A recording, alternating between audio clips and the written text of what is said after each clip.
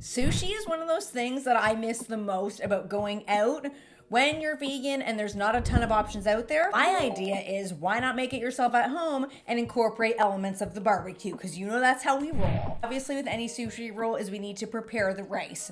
This is not a step you want to rush. It has to be fully cooled before you start making sushi. So what I like to do is make it in the morning if I plan on making sushi for dinner, because then you're not on the clock with people getting hungry in your stomach. You get like hangry territory. Agreed. I got some standard sushi rice, 12 minutes with the lid on. It's cooked. Now here's where we get a little bit fancy. We got some rice vinegar. I use the unseasoned one because I like to season it myself. Okay, so you just go in there. You don't even add a water solution. No, I just put it straight in there. So unseasoned, because the seasoned. So you say you're better than mine. No, I'm just saying I like to season it myself.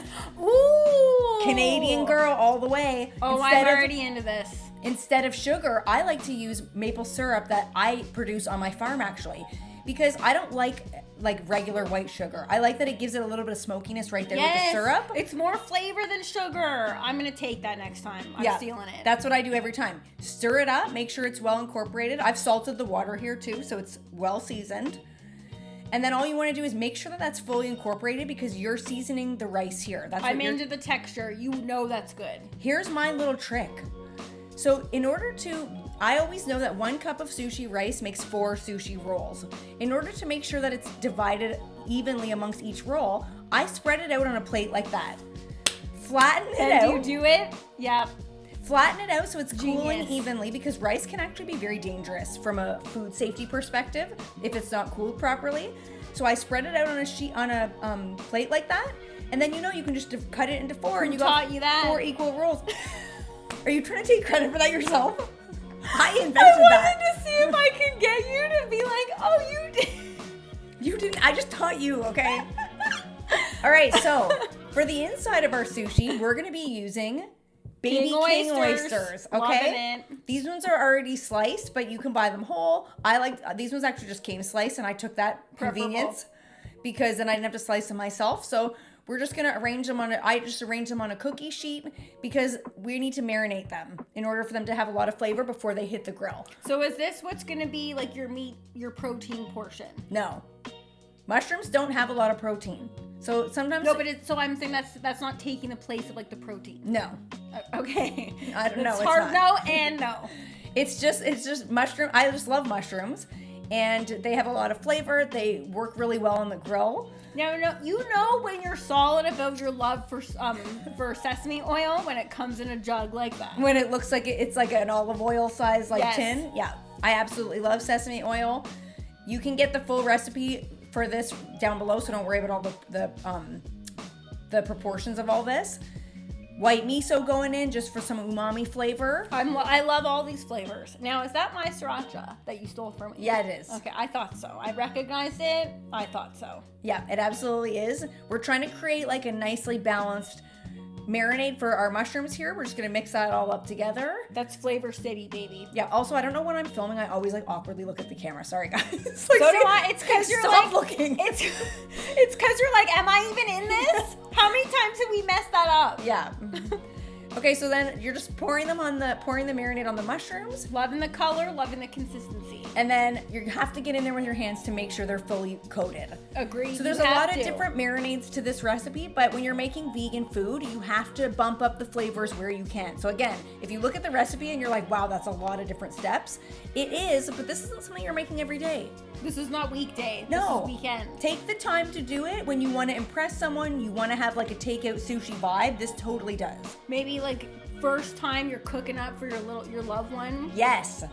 So now we're going to hit it to the charcoal grill. We're going to go outside, get that charcoal grill lit up. I wanted to show you guys the view here because look at how friggin' cold it is. Yeah, people might be looking at that and being like, oh, it looks sunny. No, that was a cold day. Now, we're in Canada. I dump my coals. Watch my little trick to where I put the hot chimney charcoal. Oh, you dump it right in there? Right in there. Does it make the... Yeah. I like that. It works out well, though. Yeah. It works out well. Then you don't have to worry about anything burning or... Maybe you want to... All right. Come here, sweet. So then we just get our mushrooms on the grill over direct heat. We want to get some nice color on them. And you don't want to rush this step.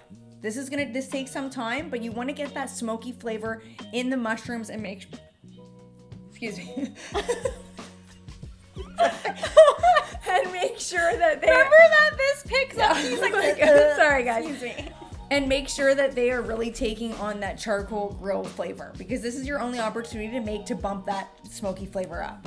Couldn't fit them all on here, so I had to do these in stages. No, I thought that was all of them. No, I had more. I like that you went direct on there. Yes. This is not, you don't need to worry about anything here. Mushrooms can hold up to direct cooking. And especially oyster mushrooms. Did that smell incredible? I ate like 5 of them before I even went back in the house. That's the only issue when you're making sushi. I don't know why, but you eat the fillings. What? You eat the rolls when you actually get to the roll You're gonna stage. see, it's like I was so full. By the time you sit down, you're like, I don't feel like this anymore. It's like your own all-you-can-eat sushi buffet. Oh, good color. So nice color. It changes the texture a little bit. It makes it a little bit, makes them nice and chewy. Getting spitty up in here. Yeah. And as soon as they hit the grill, you can start to smell that marinade, and it's not Ooh. super wet. So in the sushi roll, they hold up really nicely still. Mushrooms absorb anything, so the Yeah. marinade kind of gets in them as well. Oh, I'm into that. And look, it's not even sticking. No, they don't stick at all. You just gotta make sure you really preheat your grill, and then they won't stick. Things don't stick to the grill with if you have a good preheat. Agreed. Ooh. So it's filling time Thank now. you. We're using a green mango that is nice and ripe. And we're just gonna peel off the outside. That's not how I peel them. That's not how I prepare them. How do you prepare them? I cut them down. You get yourself a glass. If they're ripe, you smear it on the outside of the glass, and it's perfectly peeled, and the mango is on the inside of the glass. Ew, Quick, no. easy, okay, you're eating like all of them. Yeah, I know. I could tell this Try was my gonna method. You won't go back to it. I could tell this was gonna be too much for the roll, but Buddy! You're eating like half the mango. Yeah, I Like, know. you could tell it was too much. You're like, I have to eat it on the way. So we're just gonna slice them into tiny little sticks because they're gonna go on the inside of the roll. And of course, with every good sushi roll, you gotta have some cucumber. So this time, I'm not gonna lie to you, this does take some time. You wanna just get some tunes on, just relax, because you're gonna be here chopping for a while. Podcast, if you will. There's no way to get around this. You could try in a food processor to grate some stuff, but it's better to do it by hand, then you can control how thick and thin everything is. I don't mind the prep for sushi. You put on a podcast, you just sit back and listen, and then once you're actually prepped, once all the fillings are prepped, then you're just in roll territory. That's when the real fun starts. Yeah, so this is a julienne peeler. So now we're gonna do some carrot. It does the julienne work for you. You just slide love it down. that thing. That's actually from the dollar store. I know. So- I love it. Yeah, so now we're just gonna go in with some carrot. I want these to be nice and colorful. Carrot is obviously not traditional when it comes to sushi, but It's gonna add some crunch. it's gonna add some crunch and some color, and let's face it, we all eat with our eyes first. Agreed. And I like things that are So nice far, and this colorful. is like rainbow. That's what it's Rainbow called. sushi. Oh, is it? That's Oh. what it's called. Oh my So look, goodness. I got a perfect avocado. Now, here's the cool part, okay? Ooh. That's a meat slicer, and that's some smoked tofu. It comes in a block. It's very, very hard. It's nice and chewy. And I got this slicer. It's a meat slicer.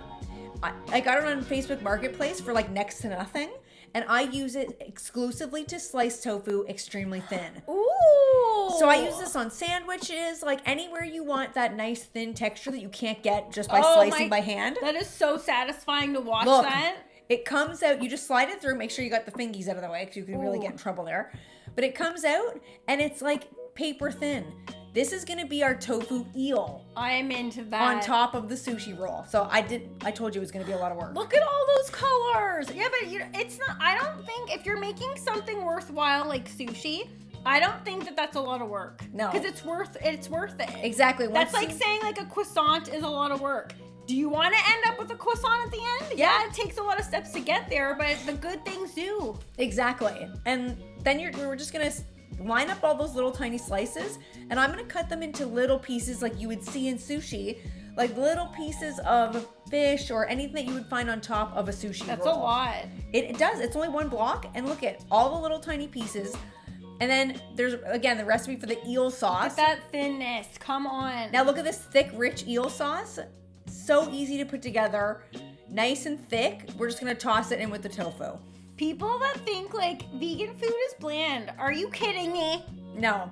The tofu is smoked to begin with, plus you're adding a delectable sauce. What's in that sauce? The sauce is, so eel sauce does not have any eel in it. It's just soy, vinegar, and you could use some alcohol like sake, but since I'm dry, I don't use anything like that. So I've got maple syrup, rice vinegar, and tamari. That's a flavor explosion. Boiled down, and it's really balanced. It looks thick and like a nice syrupy. Yeah, and you just simmer it down until it's nice and thick and syrupy. Now we're just gonna toss it with the tofu.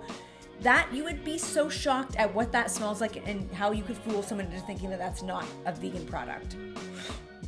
Yeah, I'm into this.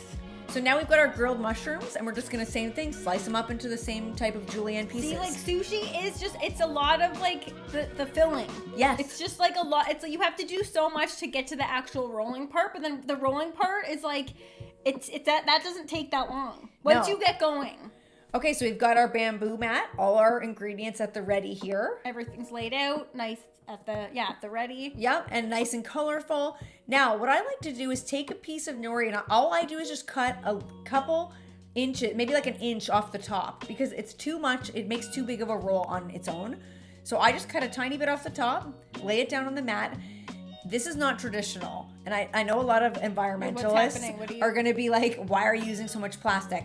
I use the plastic to keep my hands clean when I'm rolling, Pro tip. When I'm pushing down the sushi rice, because otherwise it sticks to your hands, it sticks to your forehead. You could use a glove. You could use a glove if you wanted to, yeah, absolutely. I didn't think of that.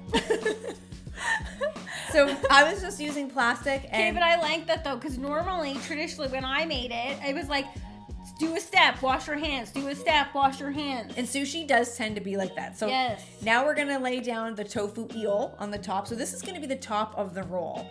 It's kind of hard to get that idea when you're making sushi, but once you get what's the top going to end up being the bottom and how to it's like you're working from like the inside out kind of. It's kind of backwards. Yes, yeah. So you place it down. I have them slightly overlapping because then when you cut them, they'll stay together. And that sauce is kind of acting like a glue here to hold them on top of one another, as well as the flavor. And beneficial. Yeah. So we just line them up on the top, sprinkle them with a little black and white sesames for some color, some crunch, that traditional sushi vibe. And then here's where the tricky part's gonna be. Taking that roll and flipping it over. Because now that's the outside, and now we're gonna work on the inside. See, so once you see it coming together, you're like, oh, I get it. Yeah, you're like, now I get what's happening here. Yeah. So there's really no science to this. You get your fillings, put them in it whichever way you want. I just happen to be starting with the mango. You put anything, there's no order. But again, don't overload it. And I'm saying that because I do every single time. So I always have to have one roll done first, and then I'm like, okay, I'm starting to get into the rhythm here. Pancakes. It's like the pancake. Everyone who is starting out when you're making pancakes, nailing it from the first one. You gotta have that first one that gets ruined. Yes. So then, we're just putting everything in here. The nice ripe avocado. Now, I've never seen carrot in sushi. I'm into it. Really? Just looking at that, that's very colorful. You know the texture in there is going to be creamy, crunchy, wet, sweet with the mango. Yeah, like, come on. Salty because of everything's been marinated. Like, and those mushrooms, those grilled mushrooms. Come on. So then you get to the rolling part, which is kind of tricky. So what I do is just I like to get the saran wrap and use that first as like my first line of defense here. I'm getting the roll over. I like to do a tuck and then tuck it back. Why are you not using the makisu? Yep. The reason why I'm not using the bamboo mat, I use the bamboo mat more for shaping than I do for rolling. So I use the plastic. Why not for both? Because that's just not how I roll. See? Then you get the mat. Roll it out. No, I do like it because you know why I do like that? Because you can see what's happening. Yes. When I was doing it with the mat, the traditional way, you can't see. So every time I would do it, and it would not be lining up. This you can see, and you're ending up with like a perfect situation here. So then what I always do is trim the ends. This is where you start to get into all you can eat sushi, because I eat the ends off of every roll, and then I don't want it anymore. But so. Then I cut it down the center. You can see how equal pieces you want to do. Look at the center. No, that shot in the center. And look at the top. Who would have guessed that you could do vegan sushi and it has those pieces on the top? Like when you go to all you can eat sushi and they come with all these different cool flavors and you're jealous of everybody getting to try all these kinds of fish.